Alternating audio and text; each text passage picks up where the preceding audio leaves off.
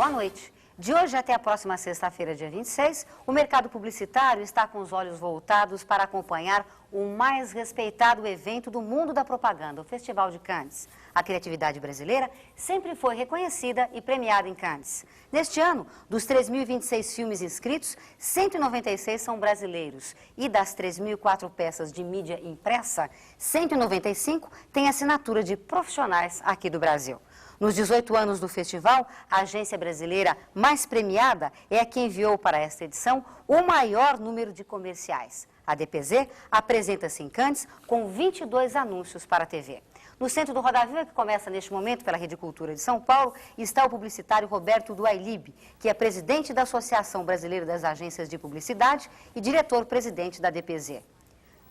O D da DPZ diz que quanto mais inseguros e neuróticos forem os profissionais de sua área, mais precisam de prêmios. Para entrevistar o publicitário, nós convidamos o Francisco Madia, que é diretor-presidente da consultoria Madia e Associados, Simval Itacarambi, diretor e editor da revista Imprensa, Marcelo Serpa, diretor de criação da agência Almap BBDO, Francisco Gracioso, diretor-presidente da Escola Superior de Propaganda e Marketing, Regina Bueno, chefe do Departamento de Receitas Operacionais da Rede Cultura, Sônia Raci, colunista do jornal O Estado de São Paulo, Avelar Vasconcelos, presidente da Associação Brasileira de Anunciantes e gerente do serviço de marketing da Nestlé. O Roda Viva é transmitido ao vivo por outras 23 emissoras do sul a norte do Brasil. Como o programa de hoje foi gravado, nós não podemos contar com a interferência sempre oportuna e inteligente de vocês que estão aí em casa. Duailib, boa noite. Boa noite. O Brasil vai ter presença significativa em Cannes esse ano?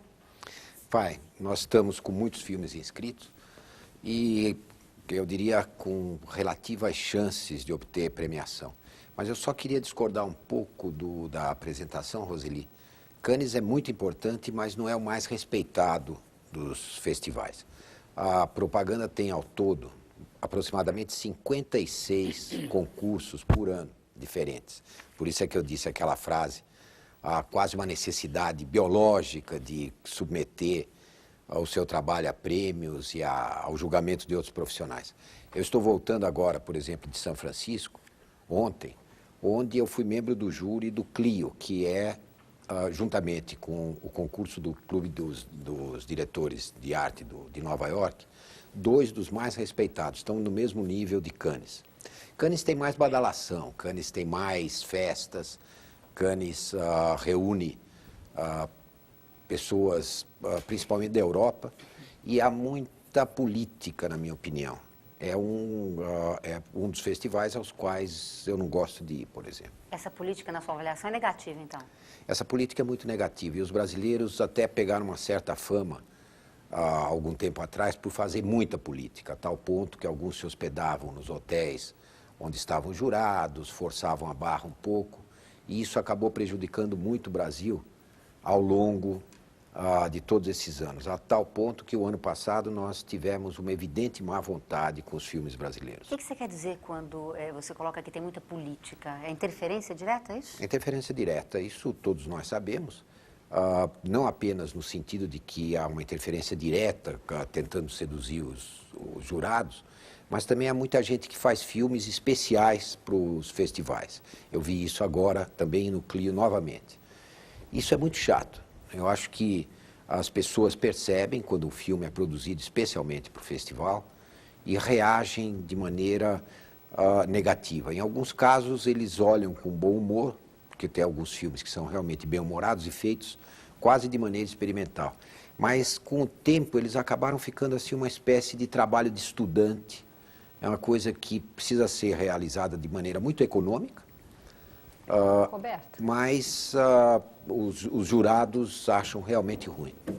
não existem aí alguns mecanismos de defesa que possam evitar que esses filmes sejam apresentados nesses festivais? O mecanismo de defesa maior é o comprovante de veiculação, quer dizer, todo filme que se inscreve, tanto para Cannes quanto para o Clio, teoricamente deve ter sido um filme veiculado. Teoricamente. Já houve um caso aqui no Brasil super discutido que esse filme não teria sido veiculado. Exatamente. E ganhou um prêmio. E ganhou um prêmio. Agora, esse é um mal os diretores desses concursos acreditam que quando você inscreve um prêmio, você terá veiculado o comercial. Isso é mais do que evidente que em alguns casos não aconteceu e ficou chato para o Brasil. Há quantos anos você não vai para Cannes? Há 3 anos. 3 anos? É. Então é recente esse É recente. essa Olha, sua- na verdade eu gostaria de não ter ido há muito mais tempo. Há mais ou menos uns 10 anos atrás eu encontrei em Cannes com o Ed McCabe, que é um famoso publicitário americano, e ele já estava realmente cheio de Cannes, porque Cannes enche um pouco. É sempre a mesma coisa, as mesmas festas. Bom, quantos anos você foi para Cannes, então? Eu devo ter ido para Cannes mais ou menos uns 6 anos. Mas é porque era o verão europeu, tinha Zé também... Livre, você demorou para brigar com Cannes? Pra... Não, eu nunca briguei com Cannes, eu apenas Parece que me você não cansei. gosta de Cannes hoje. Não, eu não gosto de Cannes. Pois é, você demorou para não gostar de Cannes? Demorou. Mas vocês inscreveram 22 filmes. Nós tínhamos inscrito 46 filmes. Eu tive que cortar alguns deles exatamente para diminuir, porque se a gente deixar, inscreve-se tudo em Cannes. Então a gente tem que, como sócio da agência, interferir no sentido de começar a fazer uma seleção. Isso, evidentemente, uma boa... Paga-se alguma taxa? Paga-se $800 por inscrição. É caro. $800 Por filme inscrito. Por filme. Então, quantos filmes foram inscritos, Rodrigo? Eu te coloquei... A sua agência é 22 filmes. Não, eu digo no total. No total, No quase total 200. brasileiro, 196 Não, e e no- 195... Mais de 300 peças. Mais de no total. 300 Não, no peças. Brasil. Agora, do exterior, no total. 3.026 total. 3.026. O Clio teve 9.000 inscrições. Na verdade, esses concursos são verdadeiras máquinas de fazer dinheiro. Entende? Quer dizer, a $800 a inscrição, quase 4.000 filmes inscritos. O Avelar, que é bom em matemática, quando é que dá isso, Avelar, em dólares? É. Roberto, eu tenho uma questão. Esse negócio que você falou da veiculação acaba 3 se tornando uma milhões de coisa... Quanto? 3 milhões de dólares. Só as inscrições. Quase. Fora o Só de pessoal, só de 3 milhões de dólares só é o de custo filmes. dos egos publicitários mundiais, quer dizer, mais ou menos dá para calcular. Fora as inscrições dos profissionais, a provável percentagem que o evento tem nos hotéis locais, pelas reservas, as linhas aéreas, os descontos, os milhões de dólares que um evento desses movimenta, é assim um negócio fundamental para uma cidade como Cannes. É um evento realmente importante para Cannes e importante para a SAWA. A SAWA é a Screen Advertising World Association, que era originalmente uma associação das empresas que projetavam comerciais em telas de cinema. Hoje, a SAWA é muito mais importante do que todo o faturamento de todas as empresas que projetam comerciais em tela de cinema. Marcelo, Desculpa, pois Só não. uma pergunta. Normalmente, você falou um negócio da veiculação. Isso é muito fácil você burlar isso. Você pode criar um comercial, veicula uma noite Numa na emissora. Paraíba, numa emissora regional, você tem o papelzinho, você leva para lá e está Tá com resolvido o problema. com o seu lado ético coberto. É. Eu vejo que na Inglaterra acontece isso também, tem casos na Inglaterra que são bem menores, mas como eles são ingleses, a gente acaba respeitando mais. Os espanhóis fazem isso de uma maneira bem escrachada, às vezes e criam até um produto para fazer um comercial. Os espanhóis, nós temos o caso clássico daquele filme da cola. Exatamente. Pois é. Você não Mas vê isso que, só para terminar a pergunta, só para colocar a posição, você não vê que sendo isso uma coisa mundial, acontece no Clio, acontece em quase todos os prêmios, e que o prêmio acaba sendo uma coisa, uma disputa de criatividade. O prêmio de Cannes não seria mais ou menos estaria para a Fórmula 1 e a indústria automobilística? Quer dizer, o dia a dia da propaganda é uma coisa dura, pesada. Aí chega em Cannes, vamos ver quem é mais criativo. De acordo com o Essa é a problema. intenção. Essa Essa é a intenção. Roberto, posso Agora, concluir a criatividade deve estar...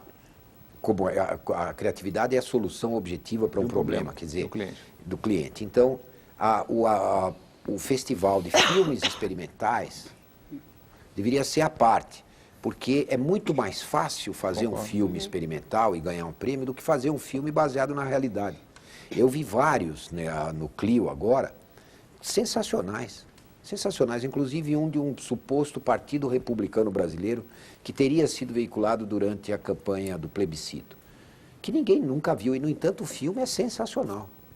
Entende? Eu vou ver se peço uma cópia para mostrar, porque realmente é muito bom.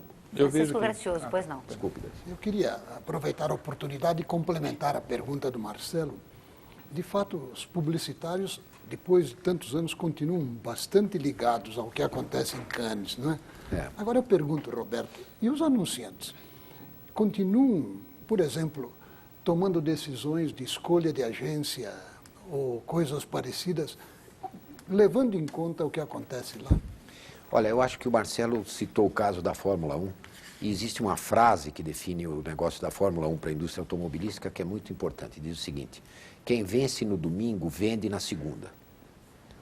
A mesma coisa acontece com as agências. Quem vence em Cannes, ou quem vence o Clio, ou quem vence em qualquer outro dos concursos, tem mais chances de obter mais negócios nos meses seguintes. O prêmio, nesse sentido, é importante para o marketing das agências. Os clientes se sentem seguros de entregar sua conta a uma agência reconhecida como criativa pelos seus pares. Daí porque também o prêmio não é apenas um festival de vaidades, não é apenas uma demonstração de egos gigantescos, mas ele tem um objetivo muito claro, que é o de obter mais negócios. Roberto, Portanto, há muitos interesses comerciais. Há muitos interesses comerciais. E tem um outro detalhe também. O gerente de propaganda, que é premiado, cujo comercial que ele aprovou é premiado, ele também cresce dentro da empresa. É como se for um reconhecimento. Roberto, posso ficar aqui pela ordem? No passado, costumava-se acusar muito a propaganda e o marketing de serem responsáveis por um mecanismo de perversão, na medida que eles sensibilizavam pessoas que não tinham poder aquisitivo para bens que elas nunca poderiam ter acesso. É verdade. O Brasil seguramente é hoje o país onde a publicidade e os publicitários têm o maior grau de exposição possível e imaginável. É uma coisa assim inacreditável. Publicitários que vêm de outros países ficam assustados quando eles abrem os principais jornais do país e encontram fotografias de publicitários praticamente se repetindo todos os dias. Enquanto nós estamos nessa noite conversando aqui, tem uma delegação de aproximadamente 300 publicitários brasileiros, neste mesmo momento, trocando ideia em algum bar de Cannes. Nós escrevemos 300 peças, quase 200 comerciais, dos quais 48 foram produzidos e criados especialmente para concorrer em Cannes. O que acontece de tudo isso e dessa exposição exacerbada que a publicidade tem no nosso país? Em todos os últimos anos, a carreira mais procurada pelos jovens brasileiros é a publicidade. Nós não estamos cometendo uma perversão muito pior do que todas as cometidas pelo marketing, pela propaganda, na medida que a gente concorda, ou é conivente, ou até colabora para que haja essa exposição excessiva e a gente acaba iludindo milhares de jovens brasileiros que provavelmente se dariam muito melhor em outras profissões. Você não acha uma coisa extremamente negativa isso que acontece no Brasil? Eu acho que isso que acontece no Brasil é uma das expressões do nosso provincianismo, na verdade. Do nosso provincianismo e do nosso desejo quase doentio de ser bem-sucedido na vida, o que é absolutamente normal, mas num país com poucas oportunidades, isso tem se revelado terrível nessa área.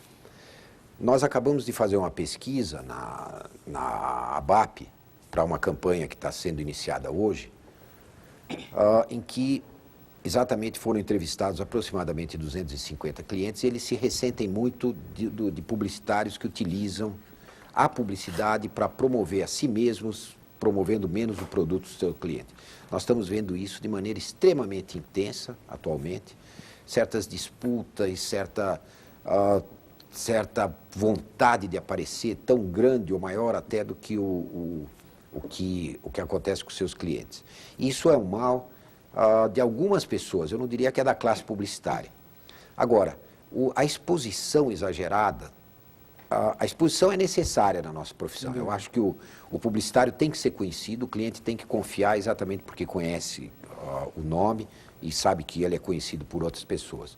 Mas utilizar a verba do cliente para aparecer mais, e hoje ainda a gente vê isso, você pega qualquer jornal, você vê no noticiário não econômico, mas no noticiário social, publicitários anunciando campanhas que ainda nem fizeram, mas falando neles antes de falar no cliente. Você diria que isso é estelionato? Não, eu não diria que é um estelionato, eu diria que é uma atitude infantil. Estelionato eu diria que acontece, na verdade, em algumas regiões do país, onde estão se abrindo cursos de comunicação sem que esses jovens tenham a possibilidade de um emprego. Eu fui patrono de 8 turmas de publicidade nesse primeiro semestre de 1994. E eu confesso que eu encontro cada dia mais dificuldade de dizer aos jovens, aqueles que estão se formando, o que eles vão fazer naquelas pequenas cidades onde eles estão se formando. O Brasil é um país subcomunicado, na verdade, e a profissão ainda é necessária. Nós temos uma escola pioneira no Brasil, que é a Escola Superior de Propaganda e Marketing, que teve uma influência fundamental no desenvolvimento da propaganda brasileira, mas, de repente, esses cursos passaram a formar outros professores, e esses professores vão formando outras escolas, e nós hoje temos muitas escolas formando muita gente, e não temos anunciantes em quantidade suficiente para dar emprego para toda essa gente. Joely, você diria que a carreira de publicidade hoje é uma ilusão? Não é uma ilusão, porque o curso, apesar de tudo, ainda é bom. E o que nós temos notado é que uma percentagem desses jovens acabam trabalhando em comunicações, mas uma percentagem maior acaba utilizando os conhecimentos adquiridos no curso de comunicações para ser melhores em outras profissões, principalmente em profissões, de uma certa maneira, ligadas à comunicação, na área de cosméticos, na área de vestuário, na área do comércio, e eles acabam se dando bem nisso. E um pedaço grande deles acaba trabalhando ou em agências, ou em anunciantes, ou em veículos, ou em cargos públicos, onde exercem de maneira muito tosca a sua profissão. Avelar, pois não. Roberto, você começou essa entrevista de maneira, eu diria, surpreendente. Parecia um anunciante falando. Nunca vi uma agência, presidente de uma agência tão premiada quanto a DPZ, criticar tanto os prêmios e a instituição do prêmio. Você falou de política, falou de filmes veiculados, de filmes que são premiados ou apresentados que não foram veiculados. Você falou da neurose, da angústia dos publicitários, dos criativos. Eu me pergunto o seguinte: nenhum ser humano faz nada sem que tenha um motivo, sem algo por detrás. Então parece que os publicitários criativos precisam de um reconhecimento externo para a sua competência, a sua profissão. O que estaria errado? Por que esse reconhecimento não é buscado no sucesso da marca para a qual ele deveria trabalhar? Não, existem concursos que são baseados única e exclusivamente no êxito da marca. Você conhece alguns da própria Associação Mundial de Anunciantes, eu acho. Aqui no Brasil nós temos prêmios de marketing, exclusivamente baseados em cases de marketing, onde muitas vezes a campanha é meramente complementar. O mais famoso deles é esse da ADVB, aqui de São Paulo, e que se repete nas ADVBs de todo o Brasil. São prêmios baseados inteiramente no resultado de venda ou de imagem para a marca, que é o grande patrimônio com o qual nós operamos. E hoje, quem não tem a noção da brand equity, que é o que interessa da propaganda, não está com nada, na minha opinião. Mas é mais do que evidente que o prêmio da criatividade em si mesma, dê resultado ou não, em geral dá resultado. É muito raro o anúncio premiado no resto do mundo que não tenha dado resultado. Tem muito mais charme. Eu estou voltando do Clio agora. Os comerciais que foram premiados no Clio são, se eu descrevê-los agora, porque ainda não recebemos, eles são comerciais extremamente interessantes. Extremamente interessantes. Eles acrescentam às pessoas que os veem algo. Os comerciais da Pepsi, que receberam os prêmios, um comercial do Pitka, que é sensacional, que vai ser premiado em Cannes, certamente, porque o objetivo do Clio, fazer a sua premiação em São Francisco e em junho, foi exatamente para esvaziar a premiação da SAWA em Cannes, porque os comerciais que foram premiados no Clio a semana passada, em São Francisco, serão os mesmos do Clio, então, da SAWA. Então, o Festival de Cannes será o Festival do Déjà Vu, sem dúvida nenhuma. Esse que ganhou um prêmio, por exemplo, eles reconstituíram totalmente o Festival de Woodstock, há 30 anos atrás. Foram pegar os personagens que eram jovens há 30 anos atrás e que hoje são homens de negócios e mulheres de negócios bem-sucedidos, todos vestidos de paletó e gravata, com telefone celular. As tendas que eram de lonas, hoje são uma tenda, era uma tenda com faixas vermelhas e brancas, com garçons servindo canapés. Os conjuntos que estavam lá hoje são todos gordos e carecas. E aparecem os meninos no alto de uma colina, vem aquela manifestação toda. Olha quanto custou esse comercial. Vem aquela manifestação toda e algum deles diz: o que é que esses caretas todos estão comemorando? Né? Eles dizem: parece que é um evento histórico que está fazendo 30 anos. Aí ele diz: que evento é esse? O outro diz: é um troço chamado Watergate. Mas super bem produzido. E realmente a reação que nós tivemos aqui, quando você vê o filme, ele tem um encanto todo especial e certamente colaborou para a marca. Entende? Uma campanha da Companhia Telefônica Italiana, na qual eu votei para o Grand Prix, é também outra coisa com muito charme. E vai ser premiada em Cannes também. Provavelmente vai receber também o Grand Prix. Mas as agências... Deixa eu só descrever, porque é um italiano que está sendo fuzilado pela legião estrangeira, num daqueles fortes no meio do deserto. Aí o comandante do pelotão de fuzilamento chega para ele e diz: qual é o seu último desejo? Ele diz: voglio dare una telefonata. Quero dar um telefonema. O comandante traz o telefonema para ele e isso dá 6 outros comerciais, porque ele nunca mais para de falar no telefone. E o pelotão dorme, larga os fuzis, começa a dialogar com o fuzilando. Numa hora que ele fala com o seu interlocutor: o espaguete carbonara leva alho? O pelotão todo faz não. Enfim, é uma série de comerciais. Então, deve ter dado resultado também, Avelar.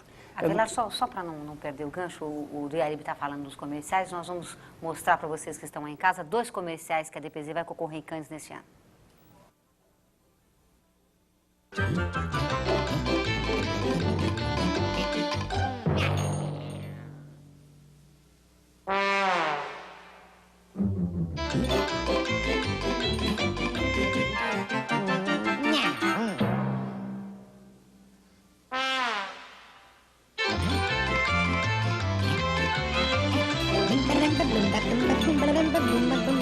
Requeijão cremoso Chamburci, o autêntico sabor da fazenda. Dualib, um comercial desse tem chances de ter uma boa classificação em Cannes, digamos assim? Tem. Ele é um comercial com uma linguagem universal.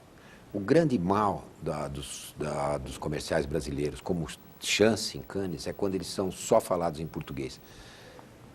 E exigem uma tradução para o júri poder traduzir. Quando se faz isso, as nossas chances diminuem muito. Há, inclusive, uma certa má vontade, principalmente dos europeus, com o comercial falado em português. Vamos acompanhar um outro comercial que a DPZ vai apresentar em Cannes?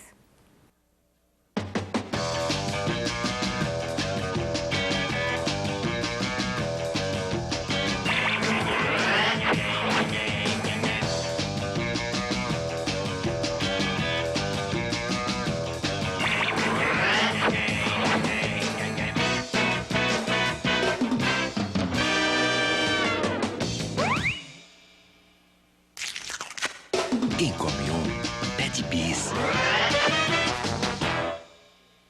Esse comercial, por ser falado em português, então teria menos chances, pelo seu raciocínio Não, anterior? nesses 2 casos, não. Vocês são comerciais sem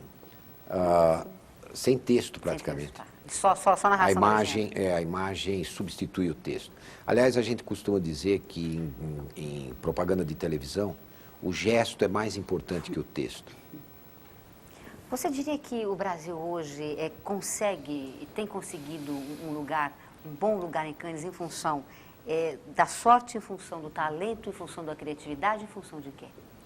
Em função do talento. Porque a verdade é a seguinte: o publicitário em qualquer lugar do mundo hoje, ele tem as mesmas fontes de informação, ele cursou os mesmos cursos, ele tem a mesma base. O mesmo sofrimento que um publicitário tem aqui no Brasil, ele tem em Estocolmo, ou ele tem em Hong Kong, ou ele tem em Nova York.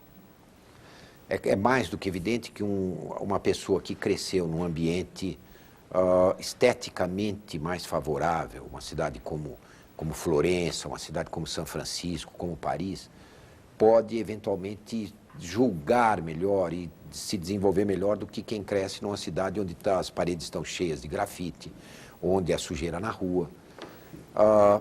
Mas o tipo de sofrimento que a criatividade gera para se encontrar uma solução nova, diferente e original é a mesma em qualquer lugar do mundo. Regina Bueno, pois não. Eu queria engatar um pouquinho na colocação do Avelar, que na questão de só alimentar egos, você não acha que tem uma coisa também de alimentar bolsos? Quer dizer, uma pessoa que ganha hoje um prêmio desses, acorda no dia seguinte valendo um pouquinho mais? Quer Sem dizer, dúvida. Como é que você... quer dizer, essa interferência de egos é uma coisa. Agora, outra coisa é a coisa real, de preço de mercado. Como é que funciona essa política de salários hoje em criação? Olha, a gente costuma dizer que uma pessoa criativa é mais rara do que o petróleo, do que qualquer outra coisa. Então, alguém que consegue provar que sabe fazer bons anúncios, ele é muito precioso tanto para o anunciante quanto para a agência. E é mais disputado, é uma questão de oferta e procura. O publicitário que tem um bom portfólio e que nesse portfólio tem vários prêmios, sem dúvida nenhuma, ele dialoga com o seu empregador ou com o seu contratante, no caso, com muito mais tranquilidade. Então, você está admitindo que o esse prêmio você tem um salário maior. Quem realmente. vence no domingo, vende na segunda, sem dúvida nenhuma. Tá, e como é que você explica esse circuito? Quer dizer, hoje existe um circuito nas agências ditas digamos, do primeiro time, né? Onde de umas 5 ou 6 agências fica como se fosse um rodízio, né, desses talentos. A que você atribui isso? A escassez de talento pura e simples ou a um vício do mercado? Não, veja, eu sou diretor da Bienal de São Paulo. Na época que a Bienal tinha premiação, eu costumava fazer uma estatística que também pode ser aplicada ao negócio de propaganda muito claramente. Nós recebíamos aproximadamente 5.000 obras do mundo inteiro inscritas por cada um dos países. Essas 5.000 obras já eram uma seleção de aproximadamente 50.000 obras produzidas durante o ano que tinham sido apresentadas em cada país para a seleção, para vir para a Bienal. Essas 50.000 obras já eram as seleções dos artistas de 500.000 obras produzidas.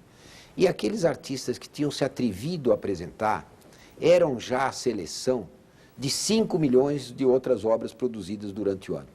De todas dessas 5 milhões de obras produzidas, obras de arte, entre esculturas, pinturas, a gente premiava só 5 no final e dava um prêmio para alguém que tivesse apresentado alguma coisa que fosse uma contribuição realmente à arte, algo que fosse um acréscimo ao conhecimento. Então você vê, é da quantidade que sai a qualidade no trabalho criativo. Então, você tem um grupo pequeno de criativos que faz consistentemente um bom trabalho, de um número enorme de outros que fazem trabalhos, ora bons, ora ruins, mas, na média, apenas medíocres. Ok? Então, saber localizar o bom talento, saber valorizar e lutar por tê-lo é fundamental para a sobrevivência das agências. Mas alguém tem que valorizar primeiro, você concorda? Quer dizer, alguém pode mostrar um trabalho em cima da valorização individual de alguém que descobriu, ou que pensou, ou que, de alguma forma, a pessoa teve uma chance de apresentar esse trabalho. Sem dúvida. Mas você concorda que é uma bolsa de salários, quer dizer, que quem dá mais é quase que uma bolsa de valores, onde você vale mais... Não poderia ser diferente, Regina. Não, mas em propaganda, particularmente, é mais restrito isso. Eu gostaria, gol na Copa. Eu não concordo com o que está sendo dito. Eu gostaria de intervir. Roseli, eu acho que é importante. Desculpa, Simval, depois a bola é toda tua. Eu não vim aqui com a bandeira escrita estelionato, mas eu vou ter que usar essa palavra pela segunda vez.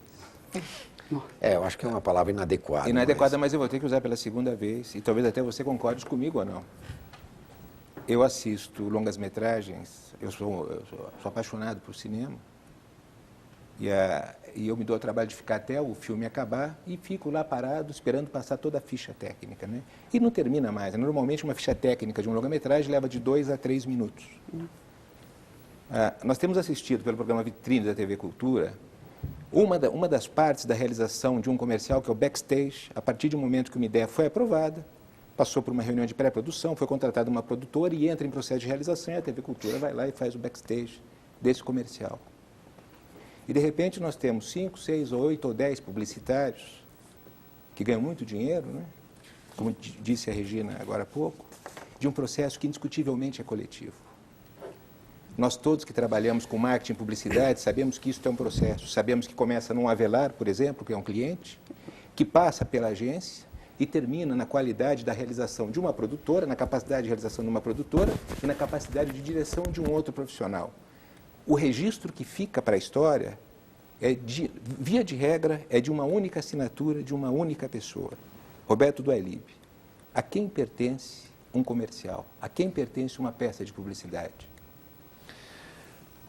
Sob esse ponto de vista que você está colocando, a quem liderou o processo, teoricamente. Quer dizer, teoricamente, ao diretor de criação, que estimulou o jovem redator que apareceu com a boa frase, o diretor de arte que apareceu com um bom ícone para representar. Eu, como redator, eu sei que a redação é um trabalho muito solitário e, normalmente, o redator é muito cioso da paternidade da obra publicitária. Normalmente, o texto inicia todo o processo e depois ele é gerado numa direção de arte. Atualmente, isso está cada dia acontecendo menos por causa da formação das duplas, em que há um intercâmbio muito intenso, e eu concordo com você que há um estelionato, entre aspas, quando o trabalho é do redator e do diretor de arte, aparece um diretor de criação apenas para provar e acaba colocando o seu nome a martelo na ficha técnica. Isso está acontecendo muito, também não apenas por vaidade, mas porque o próprio diretor de criação acha que, por estar presente no andar onde se deu a criação, ele deve, e ele foi o primeiro a provar, ele deve atribuir a si também um dos méritos. Eu tenho criticado esse tipo de postura, mas, de qualquer maneira, eu acho que, por ser coletivo, todo o trabalho deve ser atribuído, nas fichas técnicas, é atribuído a muita gente. Mas a semente da criatividade nasce sempre na cabeça de uma só pessoa. Que não é necessariamente aquela que recebe o crédito. Que não é aquela que recebe, que não é necessariamente. Mas normalmente ela está incluída, isso não há dúvida nenhuma. Só um pouquinho, Regina, o Simval está aguardando pacientemente desde o começo do programa. Só depois eu também gostaria A gente retoma, pois não, Simval? Roberto, eu queria mudar um pouco o rumo aqui da discussão, porque eu acho que além de Cannes, nós vamos ter nessa semana uma outra expectativa, que é a implantação do real. Com a experiência da implantação do Plano Cruzado em 86, algumas lições foram aprendidas. A questão, por exemplo, da importância da questão da marca, que de repente perdeu diante da necessidade do varejo de vender, de atender determinadas necessidades. Então, a minha pergunta que eu faço é a seguinte: como é que é a expectativa, em função do segundo semestre, que, de um modo geral, é o semestre melhor para as agências, nesse ano de 94, exatamente com esse divisor de 1º de julho, com a implantação do real? Essa tem sido uma pergunta muito feita por jornalistas para as agências.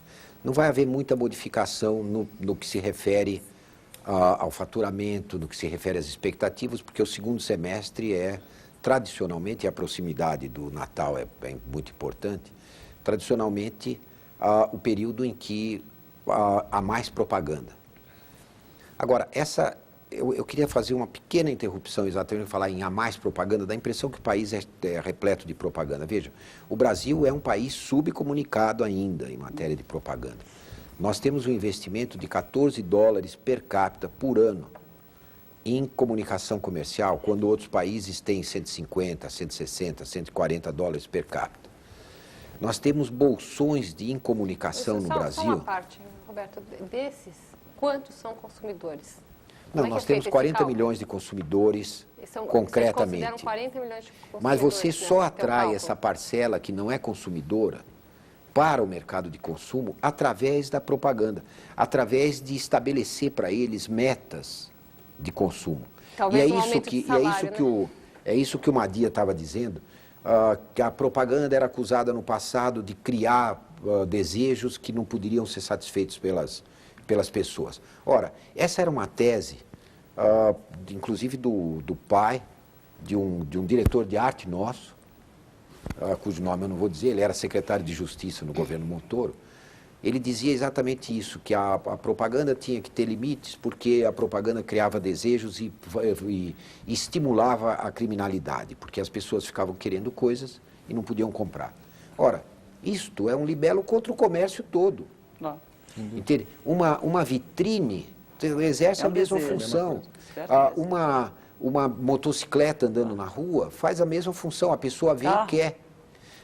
Nós conhecemos casos, e você é Sônia Raci, você conhece casos de mascates de origem libanesa que no interior de Minas Gerais, quando iam para a fazenda com o seu armarinho nas costas, eles eram assassinados pelos fazendeiros porque eles eram agentes de mudança. Eles traziam para os colonos que viviam em regime de semi-escravidão os benefícios do botão, os benefícios do tecido, os benefícios de um calçado. E esses fazendeiros sentiam que aquilo mudava o status quo. Se desses 14 dólares per capita, vocês consideram que população para fazer esse cálculo? É isso que eu quero saber. Não, a população toda do país. Toda? Toda, claro. Não, mas é o cálculo que é feito em todos os países, em todo o mundo. Você tem que dividir a verba total de publicidade pelo número de habitantes. Porque você tem que considerar que a partir do momento que uma pessoa nasce, ela consome. Ela é consumidora. Está aqui o Avelar.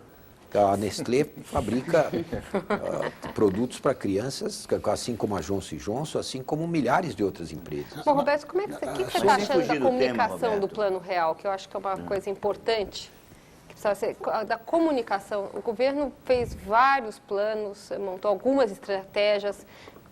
No primeiro momento faltou dinheiro, no segundo momento faltou agência, sendo que o Banco Central não poderia contratá-la em tempo lícito. Como é que está essa situação hoje? Eu acho que o Marzagão parece que já tem uma campanha pronta, feita dentro do próprio Palácio do Planalto. Isso não ia ser feito em pool? Não, o pool era para ser feito pela FEBRABAN e pela ABCIP, mas não pelo Ministério da Fazenda. O Ministério das agências, a criação não ia ser um pool de agências? A criação dessa comunicação? Não havia nenhuma intenção nesse sentido. Pelo menos eu nunca ouvi falar nesse pool. As agências, certamente, até se ofereceriam para fazer um pool, para colaborar com o governo. Mas não sei por que razão eles resolveram fazer por conta própria e certamente o trabalho não sairá bom. Acho, de antemão, acho que não sairá bom. Assim como não sairá bom, como não sairá bem a moeda. Eu cheguei a conversar quando o Fernando Henrique era ministro ainda da Fazenda, eu cheguei a conversar com ele quando se falava sobre o real, que nós devíamos redesenhar a moeda brasileira a partir de gente que não fossem os staff artists da Casa da Moeda, quer dizer, os artistas internos da Casa da Moeda. A gente devia fazer realmente uma moeda que começasse a ser respeitada através da sua estética. E o que nós estamos vendo mais uma vez é que é uma moeda muito feia. E a falta de respeito com o dinheiro começa com a estética. A estética é a ética do futuro. E a gente dá pouca importância a isso no Brasil. Agora, Roberto, se eu entendi a sua resposta à minha pergunta, você acha que não vai acontecer nada em termos de aumento ou diminuição do faturamento da publicidade com a implantação do real? Não, eu acho que não. Em termos de... Entendeu certo? Eu acho que em termos de investimento per capita, o grande fator que pode mudar isso, na verdade, nesse fim de ano, é a eleição. Ou as eleições. E a publicidade e as eleições? Tem vários colegas seus que fazem campanha, se forem contratados para tanto, desde para o PT, para o PSDB, enfim, para quem os chamar. Você consegue? Não é para quem eu chamar. Eu acho que a campanha política ela tem que exigir, antes de mais nada, militância. Ninguém faz campanha para o candidato no qual não acredita. Qual é o seu caso? Não faz mesmo? Eu posso fazer declaração de voto abertamente. Eu sou amigo do Fernando Henrique há anos. E eu vou votar nele. Não faz mesmo? Mas não estou fazendo campanha para ele. Poderia até fazer, mas não estou fazendo. E acho que será um desastre se nós tivermos outro candidato vencendo, qualquer um dos outros. E por que você não está fazendo campanha? Porque nós somos... A DPZ é uma agência política, eu poderia fazer em caráter pessoal. Mas estou tão envolvido com outros projetos que não dá para nem pensar. Você está fazendo campanha para alguém, para algum tucano? Não. Você não está envolvido? Não. Estou ajudando vários amigos, mas sem estar envolvido. Do LB, você disse que era muito difícil um publicitário fazer propaganda ou trabalhar para um candidato que ele não acreditasse. Como é que você vê o caso, por exemplo, do Duda Mendonça, que foi cortejado pelo PT, enfim, acabou não fechando com o PT, e outros publicitários que acabam Duda Mendonça está fazendo para um candidato do qual ele acredita, que é o trabalhando uma relação direta, ou seja, de custo-benefício. Trabalha porque paga bem tal candidato. Não, aí é a velha história. O publicitário é uma pistola de aluguel. Não é bem o caso. O Duda tem uma produtora que é muito competente, na qual ele investiu milhões de dólares para poder exatamente fazer documentários, propaganda política, etc. Ao que eu saiba, ele foi procurado por alguns candidatos. E ele está fazendo a campanha para o Esperidião Amin, que é um candidato no qual ele acredita. O sócio dele, o Nelson Biondi, está trabalhando para ele também, de maneira que eu tenho certeza que o Duda está convencido de que o Esperidião Amin é uma boa solução. E é até provável que seja. É um político experiente, honesto, respeitado. Quando ele não está convencido, fica impossível de fazer uma campanha? Eu acho que fica. É muito difícil um publicitário conseguir separar as suas convicções políticas e a sua fé num outro candidato, enquanto está trabalhando para um outro no qual ele não acredita. Agora, ou em cuja equipe ele não acredita. Para a maneira que é feita essa comunicação, normalmente ela é baseada em dados. Parece que a carência maior hoje no Brasil é de empregos. Então você ouve todos os dias todos os candidatos baterem na mesma tecla. Um promete 12 milhões de empregos, outro promete 8, outro promete, enfim. As pesquisas... Ninguém diz como, nem de onde, aonde vai arrumar recursos para tanto. As pesquisas que foram feitas, e eu vi várias delas, antes de serem feitas, todo mundo esperava que o grande tema fosse segurança. Segurança é uma coisa que está realmente muito... Mas o que apareceu, surpreendentemente, nas pesquisas foi a preocupação da população. Em primeiro lugar, desemprego. Em segundo lugar, a inflação. Em terceiro lugar, a segurança. Saúde aparecia ao lado de segurança.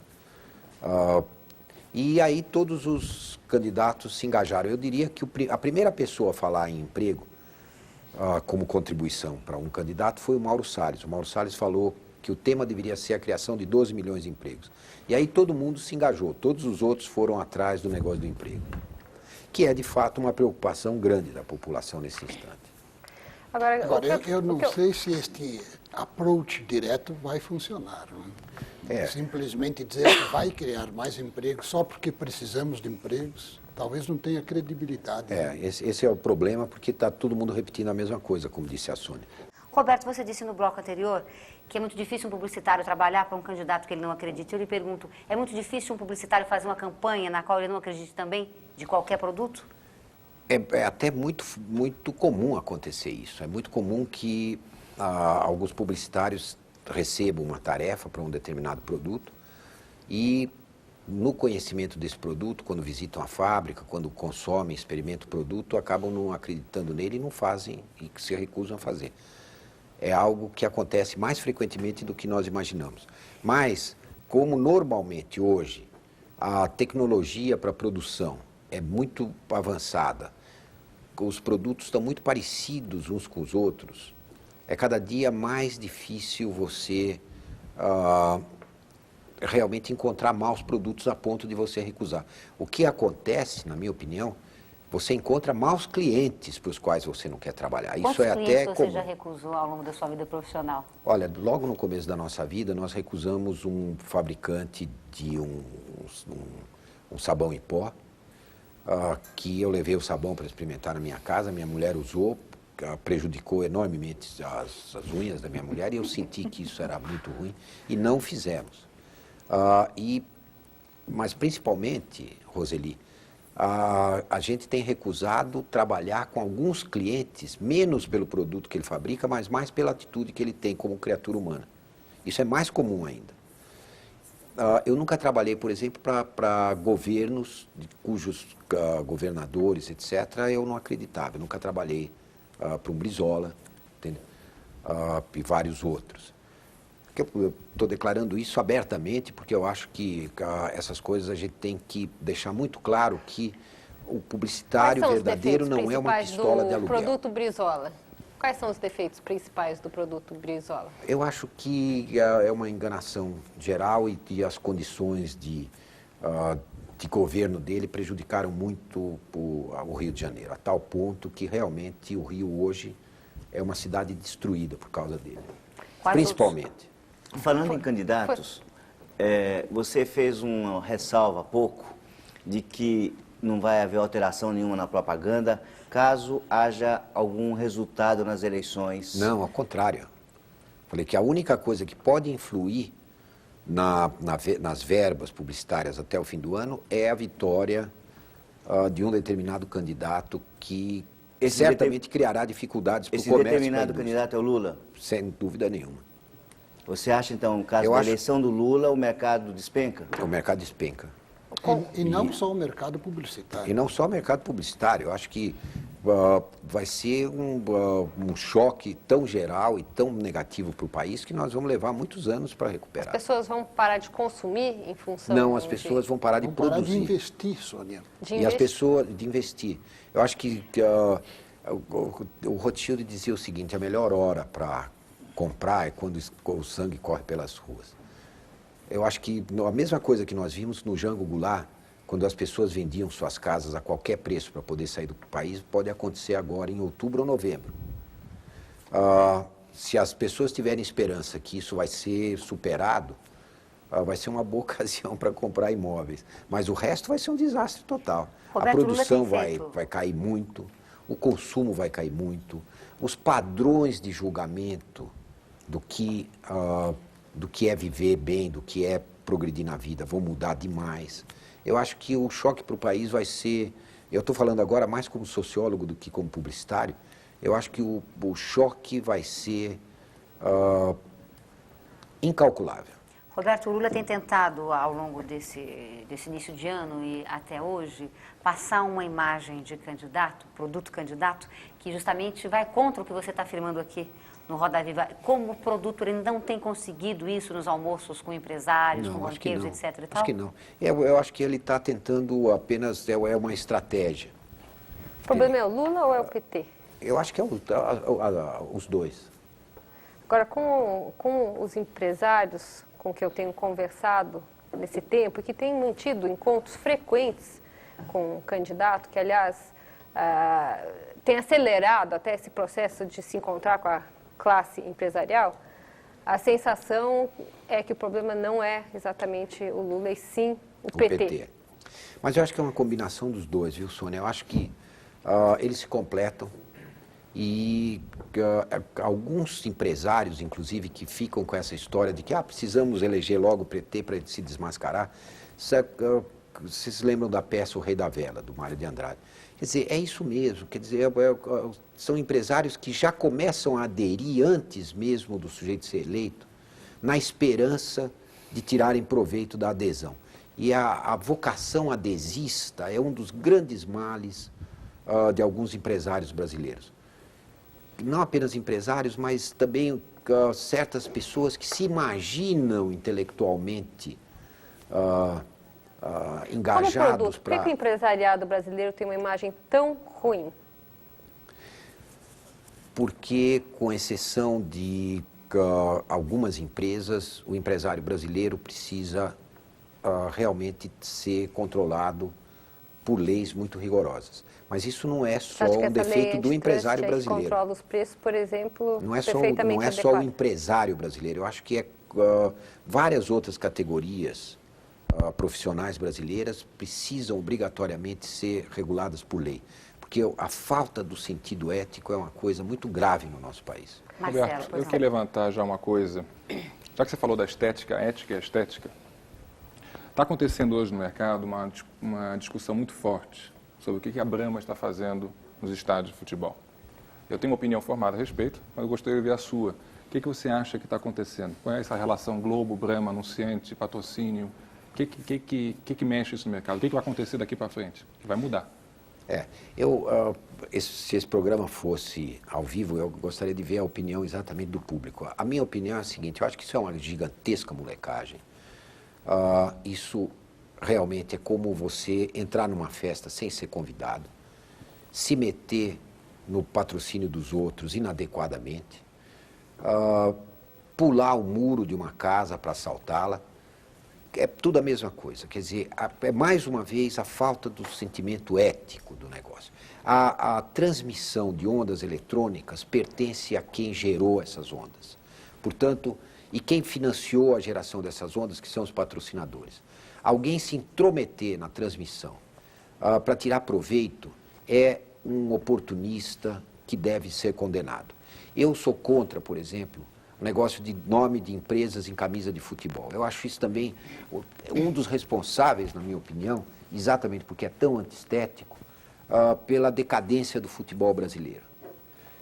O negócio, hoje, o grande patrimônio, que é o nome do clube, o nome Flamengo, o nome Corinthians, o nome Palmeiras, o nome São Paulo, acabou ficando subsidiário de Parmalat, de Calunga, e de uma forma grosseira dentro da camisa. É uma coisa que fere o senso estético do espectador, por mais que esse espectador goste do time de futebol, goste dos atletas e goste do esporte. E isso acabou... Por quê? Porque o sujeito quer tirar proveito do fato de aparecer na televisão sem pagar. Já foram feitos cálculos que você, uma determinada marca, paga para um clube de futebol, por exemplo, $700 mil por ano para ter o seu nome escrito no peito dos jogadores. Quer dizer, transformaram os atletas em outdoors ambulantes, o que é uma coisa extremamente inumana. Você não acha que nos Estados Unidos, por exemplo, nos Estados Unidos é assim? Nos Estados Unidos os clubes prevalecem, você não vê o nome de uma... na Europa, todos os a Europa também, por causa do futebol, eu também acho antiestético, não é por ser europeu que é menos estético. Mas você vê os clubes americanos, o grande valor é a marca do clube, e não a... Isso, eles são muito mais bem-sucedidos do que os times europeus. Mas você vê que num patrocínio, por exemplo, da NBA, né, do basquetebol americano, a Nike patrocina os maiores esportistas. Não, patrocinar é uma coisa. Não, patrocina e aparece bastante. Aparece não, mas, sem patrocinar o evento. Mas sem aparecer, sem transformar o atleta num outdoor. Ele paga para o atleta dar um testemunho da sua marca, ok? E nós vimos isso nos Estados Unidos, alguns atletas até escondendo certas marcas para não aparecer, porque não... Agora, de qualquer maneira, o que está acontecendo no futebol brasileiro é grosseiro, porque a camisa, que era uma bandeira, ela acabou se transformando meramente num cartaz. Isso tem acontecido também no vôlei, tem acontecido também no basquete. Tem acontecido no vôlei, tem acontecido no basquete. Agora, Roberto, eu acho que até por isso também é outro sentido. O clube pertence aos torcedores, o clube pertence aos associados. É o associado que sustenta um clube, pagando a sua mensalidade, fazendo doações para comprar grandes atletas, mudou, né? Isso seria uma prática de cidadania. Isso ajudaria o país a ter consciência de si mesmo. O que acontece quando o clube, em troca de uma doação teórica, empresta a camisa do clube ou vende o próprio nome? Acaba a participação do público. O público é marginal no processo, ele é apenas um admirador do atleta em si. Ele torce porque existe mídia em torno do atleta. E ele se relaciona com o atleta. Agora, não se relaciona mais com o clube. Ele perde uma parte da sua cidadania. E eu acho isso terrível. Eu acho isso expressão do amadorismo das direções dos clubes brasileiros. Mas como líder de mercado que você é, como autoridade no assunto, você não acha que nós estamos eventualmente nesse programa, caindo numa vala comum, não é? E discutindo um assunto como tem sido discutido pela imprensa genérica, e talvez o que está embaixo desse assunto seja muito mais importante, ou seja, não há melhor justiça do que a do mercado. Perfeito. Brahma e Antártica fazem um grande barulho, e quem penetra e quem cresce é Kaiser. Ou seja, por quê? Porque ela pratica fundamentalmente os fundamentos do marketing e da comunicação. Então, está toda a imprensa oriçada, o país inteiro oriçado, neste grande barulho que Brahma e Antártica fazem, ninguém mais sabe o que é Brahma e o que é Antártica, e muito sutilmente, com muita tranquilidade, com muita persistência, com uma linha de comunicação muito precisa, a Kaiser vai evoluindo. A minha sensação que dá é que Brahma e Antártica brigam desesperadamente para saber quem vai ser a terceira colocada. Mas veja, você tem que levar em consideração que a Kaiser tem uma filosofia atrás da sua criação. Quer dizer, eu acho que todos os gestos humanos, e principalmente os gestos de marketing, você sabe disso, eles têm que estar amparados por uma filosofia, eles têm que estar amparados por algum tipo de visão do mundo, ok? Isso eu acho fundamental, e no relacionamento humano, e a propaganda é o relacionamento humano levado ao seu extremo, é fundamental. Agora, esse precedente que foi aberto pela Brahma, que você acabou de criticar aqui, não pode ser seguido por outras empresas também? Pois é, esse aqui é o mal, quer dizer, tem algumas revistas, inclusive, que acham que o que eles estão fazendo é mais competente, é esperteza.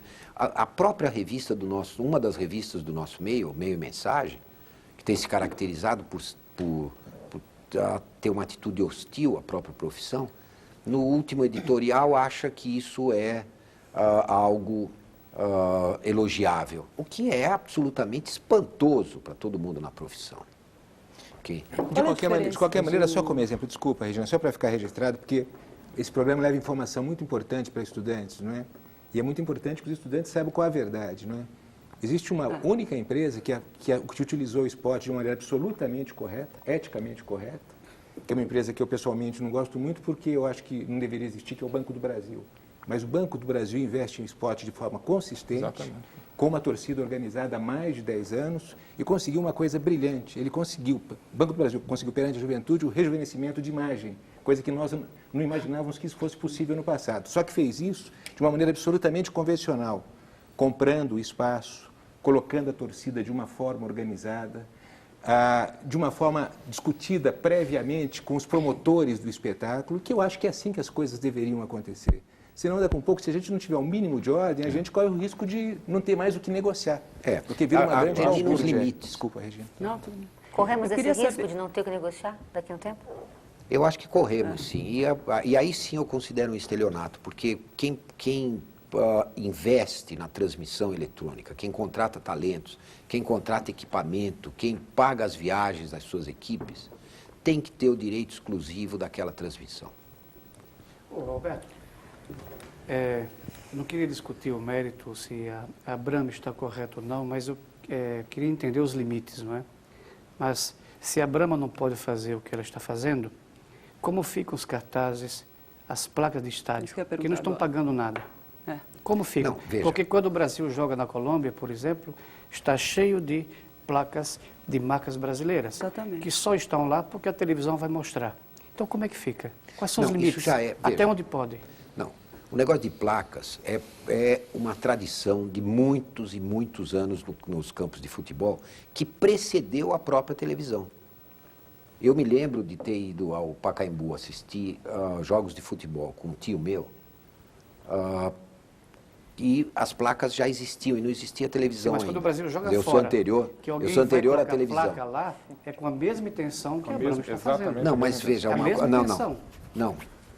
Uma coisa é você ter o direito da precedência e outra coisa é tentar aproveitar e comprar tudo só para se infiltrar na transmissão dos outros. Mas o princípio é o mesmo. O negócio da bandinha, o negócio da torcida, o negócio do gesto, o negócio de pagar o câmera da rádio e televisão francesa para... Entendi. Mas o princípio, você concorda que numas de prioridade, quer dizer, qual é o princípio da negociação? O princípio é o mesmo. Quer dizer, a Brahma está lá dentro Como não qualquer... é o mesmo. Não, negocialmente falando, olhando de fora, tá? Não dentro da polêmica Brahma-Antártica, que não vem ao caso, mas assim, você não acha que seria uma coisa muito mais de respeito dos veículos, de terem algum tipo de antecedência de negociação, se o seu grande patrocinador, que está investindo 6 milhões de dólares, ou 60 em você ter o cuidado de não poder ter, pelo menos concorrentes, quer dizer, a partir do momento que nós sabemos que as placas só estão lá para aparecer na televisão? Não, mas aí é que está.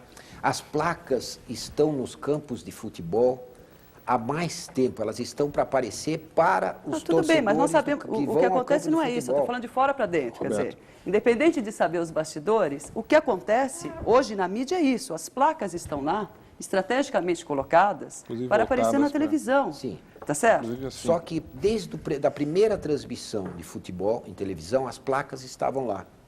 Tudo bem. As placas fazem parte do cenário do campo de futebol. Elas precedem a televisão. Elas precedem a televisão. Tudo bem, só que a realidade hoje de fora para dentro, você assiste, ligando o seu TV, é esta que nós estamos dizendo. Independente se precedeu, se sucedeu. Quer dizer, o que o consumidor está vendo é aquilo. Claro, e isso é perfeitamente admitido. Quer dizer, na hora que você comprou um patrocínio, a placa do seu concorrente aparece entre dezenas de outras, ok? E a sua também aparece, porque você também acaba comprando. Entende? Agora, aconteceu que houve uma declaração, eu nem sei se é verdade, você comprar o câmera e o switch da rádio e televisão francesa para focalizar a sua torcida e o gesto do número 1 quando o cara faz o gol, quer dizer, aí já é levar a extremos inadmissíveis. Eu vejo isso o limite da ética. Você, quando você faz... Essa história não é nova. Você, quando tinha os carnavais, tanto da Brahma quanto da Antártica, você tinha filmado, você fazia uma camiseta, quanto maior fosse a marca, melhor, mais próxima do pescoço, para que não fosse cortado durante a fotografia. Eu chamaria isso de roubar a mídia. Você aparece na Rede Globo, você aparece na Manchete, você aparece em todas as emissoras, de uma maneira gratuita, você cria notícia e a tua marca está lá.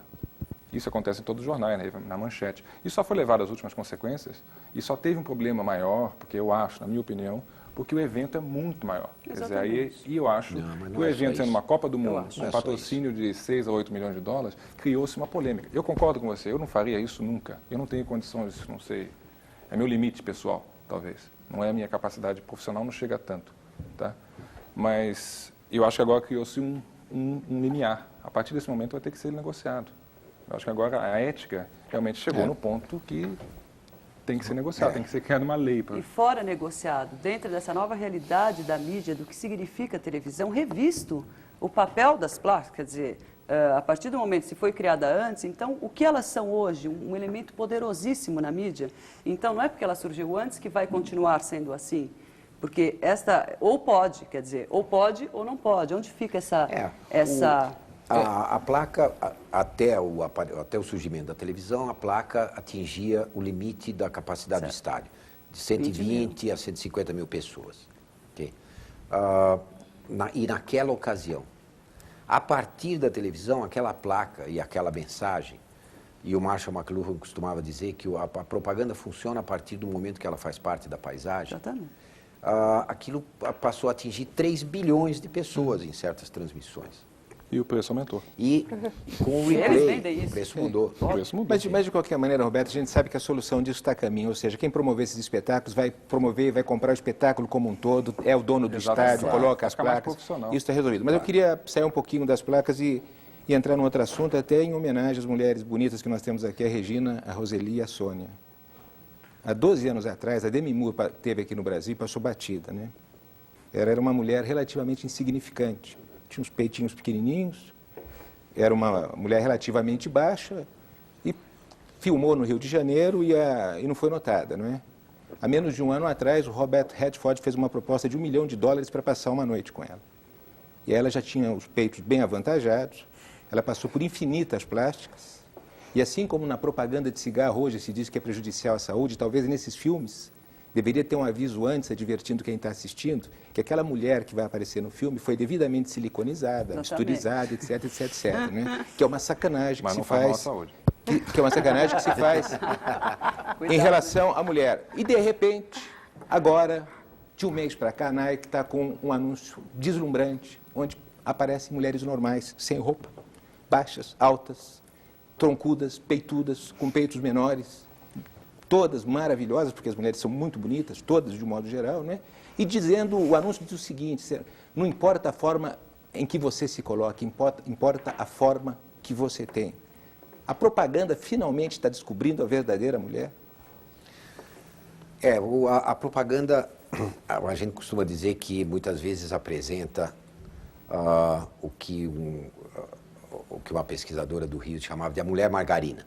Quer dizer, é uma mulher que dedica sua vida ao marido e aos filhos, etc. E é uma visão realmente distorcida da realidade. A mulher mais próxima da real, estatisticamente, através de pesquisas, faz mais sucesso do que essa mulher margarina. Entende? E eu acho que é um anseio de todas as mulheres hoje no mundo inteiro, a consciência do seu próprio papel. E isso me faz lembrar uma peça de muito sucesso atualmente no mundo inteiro, mas principalmente na Broadway, que é A Bela e a Fera. Aquela canção cantada pelo Gaston. O Gaston é o gostoso da aldeia. Então ele quer casar com a Belle. Ele diz: que privilégio para você poder massagear meus pés quando eu chego da caça e preparar a minha comida no meio dos nossos cachorros e pimpolhos, porque nós vamos ter vários. Aí ela pergunta: cachorros? Ele diz: e crianças também tão fortes quanto eu. Quer dizer, essa visão que o homem tem da mulher, que é uma mera servidora dele, a propaganda há muito tempo já abandonou. O que a gente vê hoje, repetindo isso, é apenas a criação medíocre de meia dúzia. Entende?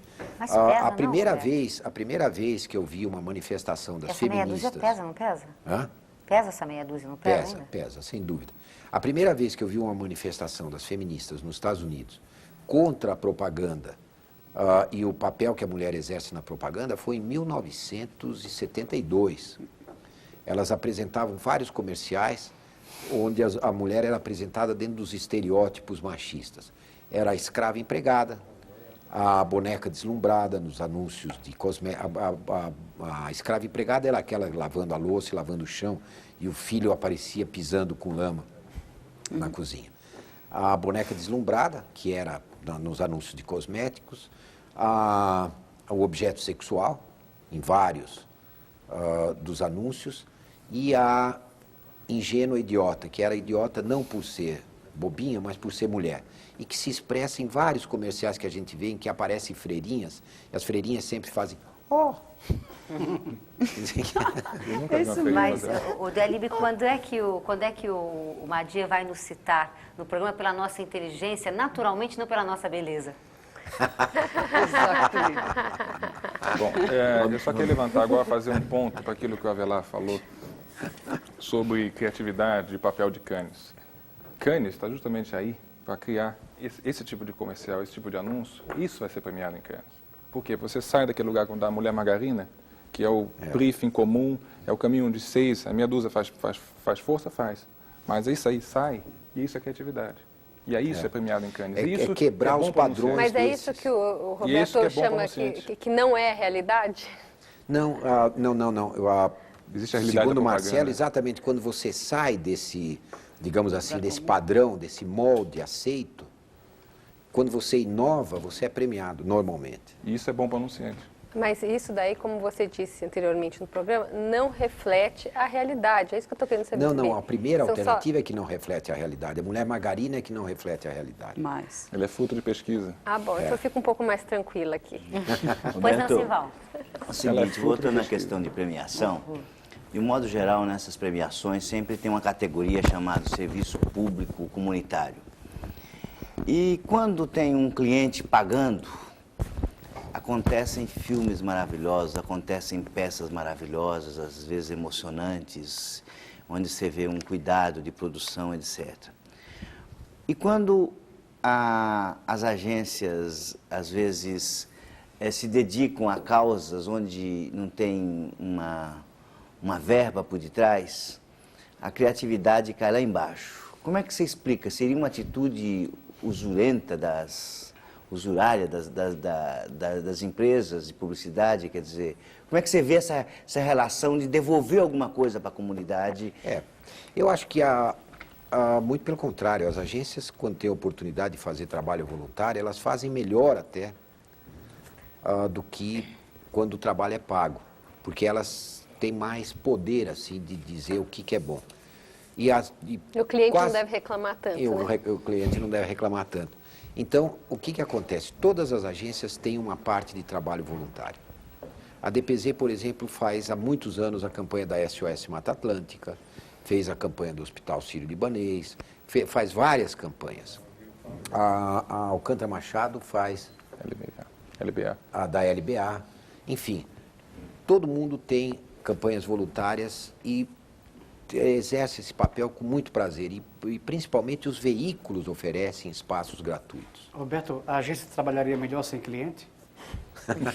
Não, no caso desses tem cliente. Não, veja, o importante para uma agência não é, o obstáculo não é tanto o cliente. Ao contrário, os clientes normalmente estimulam muito as agências.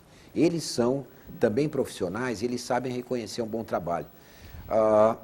A grande dificuldade, as agências provavelmente gostariam de trabalhar sem certas limitações financeiras.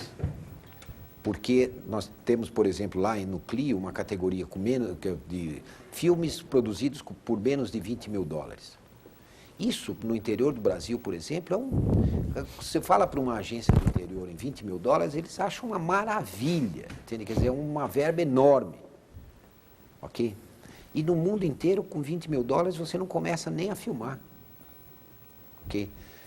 Por quê? Porque nos últimos anos houve uma pressão muito grande pela diminuição de custos, a ponto de prejudicar a qualidade da comunicação. E esse é um trabalho permanente das agências de catequese dos clientes, em que a gente tem que ter consciência de que existe uma relação direta entre o custo justo e a qualidade. Quando o cliente não quer pagar o custo, ele sofre na qualidade. Você, como cliente, sabe bem disso. Roberto, quando um cliente ajuda e quando um cliente atrapalha em uma campanha publicitária? A ABAP vai exatamente publicar um dos anúncios agora dessa campanha de valorização da propaganda. É um anúncio que diz o seguinte: como transformar uma agência talentosa numa agência medíocre em 4 lições. A primeira lição do texto desse anúncio é o seguinte: põe a agência no lugar dela. Diga logo de cara que você é que está pagando e você é quem manda. Ok? Essa é a primeira lição. Quer dizer, não confie. É como se você fosse ao dentista e tentasse você próprio tratar o seu dente. O resultado é mais ou menos o mesmo. Você acaba quebrando o seu dente.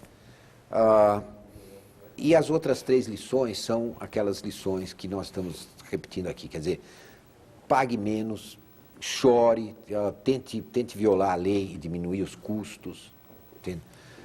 E essa questão da violação da lei 4.680 é outro problema que tem que se discutir. E agora nós vimos com o negócio do Lula com o sindicato. Lei é lei, quer dizer, tem que ser obedecida.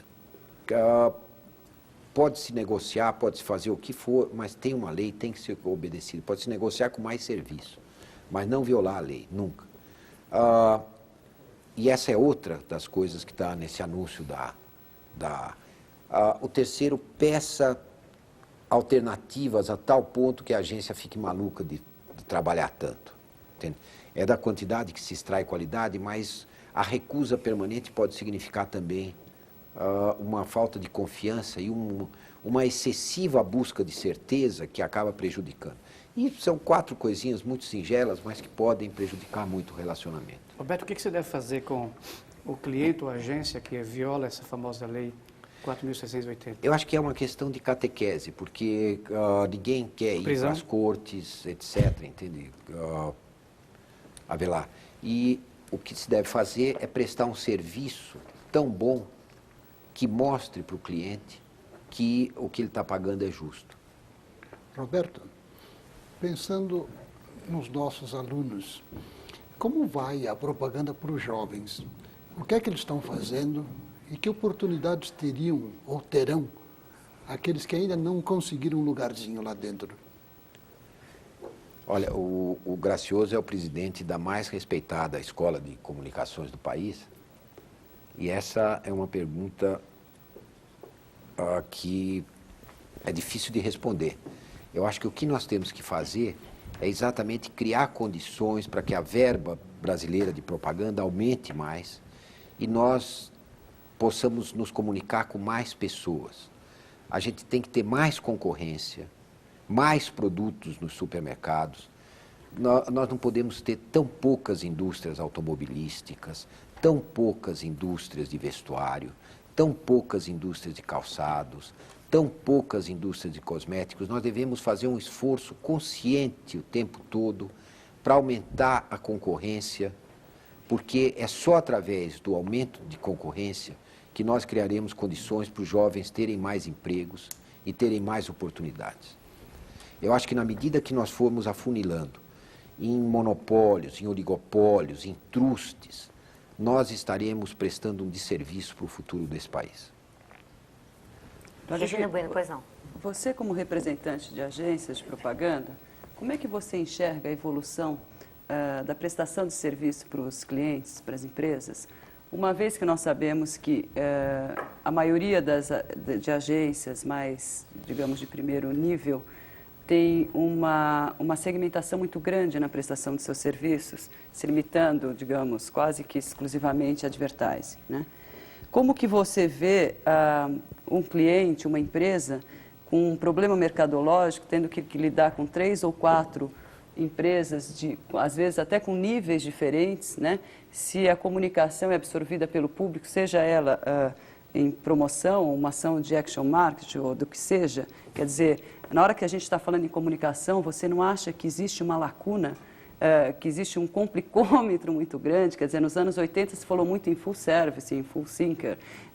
Ideia é essa que as agências abandonaram um pouco, até por não conseguir entregar a promessa. É verdade.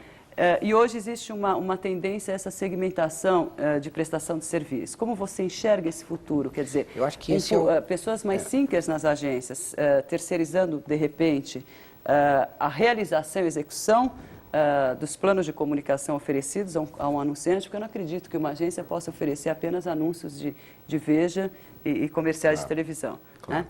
Como é que você enxerga a tendência dessa estrutura, como vai andar? Porque hoje está uma grande confusão, quer dizer... Não, essa é uma tendência natural. Eu acho que a tendência à divisão do trabalho é uma tendência própria de sociedades civilizadas. Quanto mais civilizada uma sociedade, maior a divisão de trabalho. Isso é um princípio fundamental de sociologia. As sociedades mais primitivas, o trabalho é muito concentrado e todo mundo faz tudo. Claro. As agências começaram, no século passado, como intermediárias entre o veículo e o anunciante. E elas, então, começaram a contratar escritores, desenhistas, para ir fazendo, tornando o anúncio mais interessante. Daí elas foram desenvolvendo para exatamente a chamada agência de serviços plenos. Ela tinha departamento fotográfico, departamento de promoção, departamento de pesquisas, departamento de criação, que não era criação marketing propriamente, mas era redação e layout, departamento de mídia, departamento de produção gráfica. Elas foram concentrando vários serviços e hoje elas foram se reestruturando e vários desses serviços foram sendo oferecidos exclusivamente. A coisa começou com promoção de vendas. Várias empresas só especializadas em promoção de vendas foram criadas, depois foram criadas empresas só de design, só de desenho industrial, só para desenhar embalagens, marcas, etc. Hoje, depois as empresas de pesquisas também se tornaram independentes. Isso é, eu acho, na minha opinião, o caminho do futuro. É o caminho. Você vai cada dia mais naquelas empresas que te oferecem o melhor serviço, ao melhor custo. Mas você não acha que fica muita responsabilidade para o marketing da empresa ter que lidar com vários tipos de nível diferente, acerca de uma mesma mensagem para o mesmo consumidor? Mas essa é a grande tarefa do cliente, de preservar a sua marca. É o que se chama de brand equity, exatamente. A consciência do valor da marca como marca, do patrimônio da marca, é que vai fazer do cliente uma pessoa cada dia mais importante. Ele não é um mero aprovador do trabalho que lhe é trazido, ele é um administrador da marca, concorda? Só que às vezes vocês não têm essa empresa no mercado, né, do Alíbio? Essas, não, tem sim. Em níveis compatíveis com a Em sua... alguns países da América Latina você não tem, mas no resto, o Brasil, por exemplo, é muito rico nisso. Sim, Roberto, pois não. você está falando, mudando assim para a questão do mercado internacional de propaganda, nós temos dois movimentos.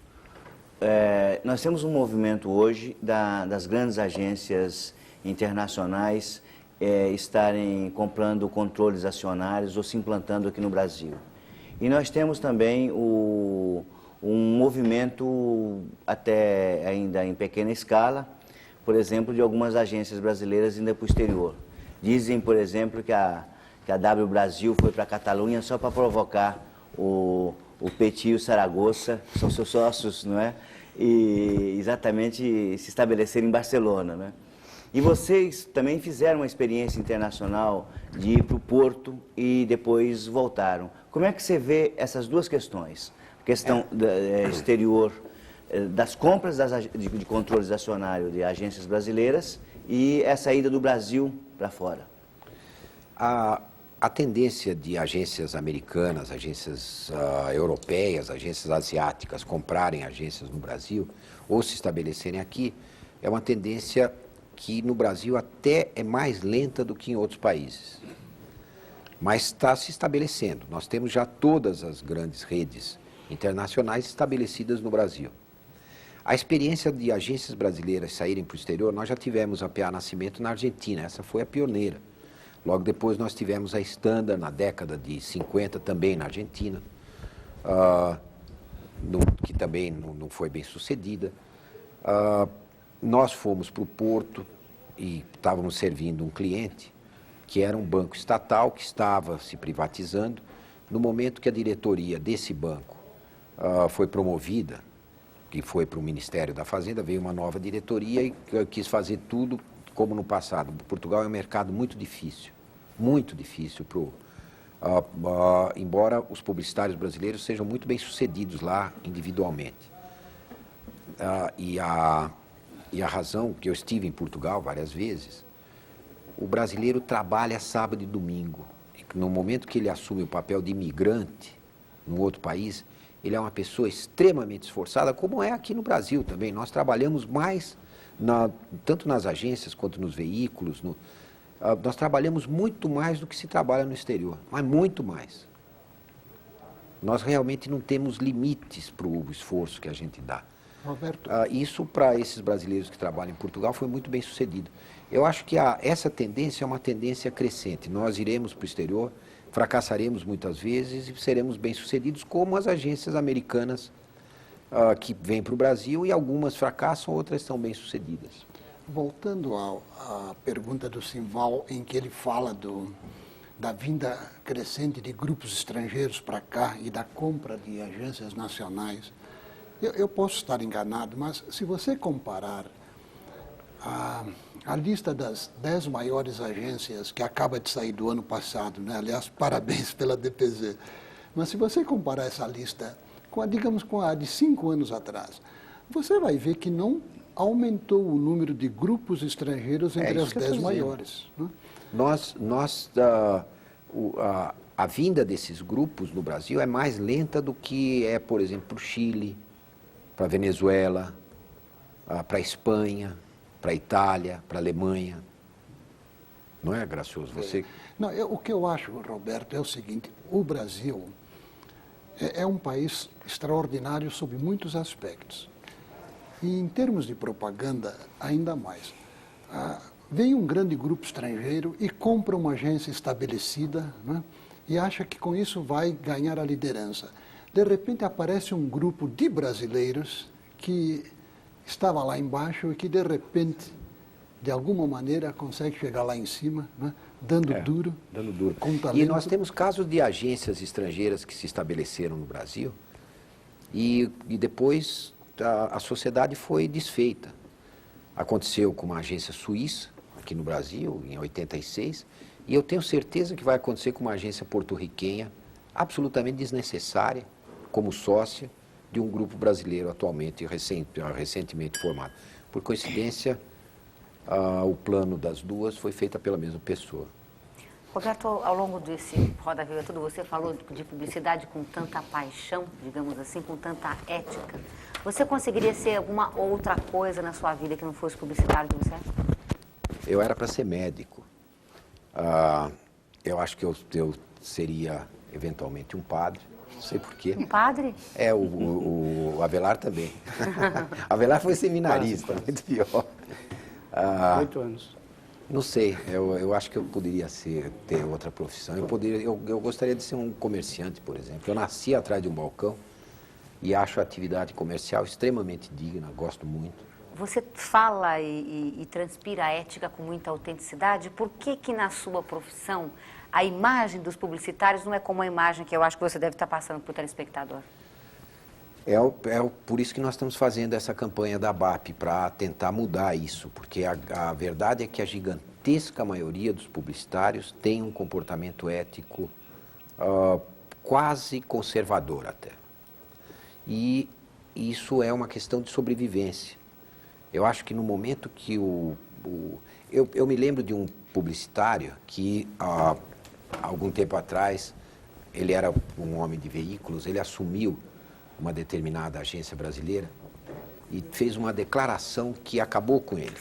Na primeira declaração, ele disse o seguinte: quando se junta a minha capacidade de fazer rolo com o rolo de comerciais dessa agência, a combinação é imbatível. Nessa primeira frase da primeira entrevista que ele deu, quando assumiu, eu senti que ele ia perder a confiança dos clientes existentes e não ia ganhar a confiança de clientes novos. E não deu outra. Em 3 anos, a empresa americana que eu havia contratado teve que tirá-lo. E depois que ele saiu é que a agência floresceu. A agência voltou à sua base, contratou gente de primeira categoria na área criativa, pôs à sua frente o seu diretor, que é um homem muito ético, que é uma pessoa que todos nós admiramos. E você vê que a mera promessa de fazer rolo é algo que encontra uma rejeição muito grande por parte. Roberto, agora nessa tua exposição, qual foi o pecado dessa pessoa? Ter prometer fazer rolo. Confessado o pecado ou ter realmente praticado o que ele disse? Não, é ter proposto algo que não interessa ao cliente e nem aos seus colegas. Ninguém faz rolo nessa profissão. Agora, então, eu repito a pergunta da Roseli.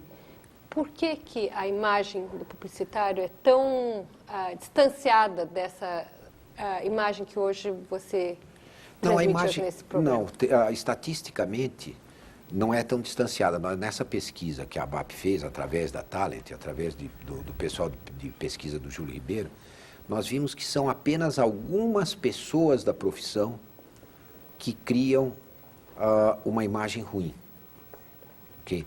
Não é como aquela frase do Kissinger a respeito Mas o talento do publicitário não está atrelado justamente à capacidade dele conseguir vender?